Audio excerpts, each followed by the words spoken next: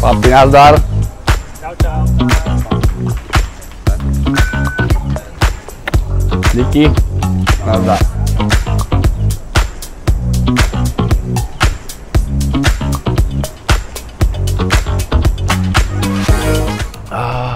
Centrum. Má to svoje do seba, čo? Centrum.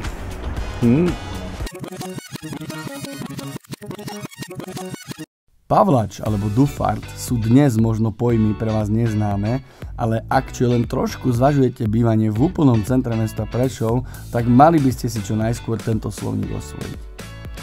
A je to on. Tvojho srdca šampión. Mezonetový byt priamo v centre Prešova na hlavnej ulici, tak si ho pozrite.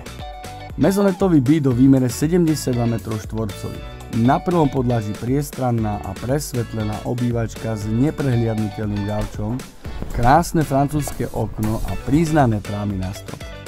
A keďže v tomto byte treba aj bývať, tak trošku praktických vecí ako napríklad stavaná skriňa a veľmi umne zapracovaný pracovný stolík. Následne kuchyňa, síce trošku atypických rozmerov, ale dostatočne veľká, aby v nej bolo všetko, na čo si len pomyslíte. Kompletne vybavená a zariadená s jedalenským stolom a raňajkovým pultíkom. Na poschodí kráľovská spálňa presvetlená svetlíkmi a tiež miestom na menší šatník. No a k takému bytu sa malá kúpeľňa ani nehodí a preto tu ani nie je. Pekná, priestranná a dizajnovo zaujímavá kúpeľňa pripravená len a len pre vás.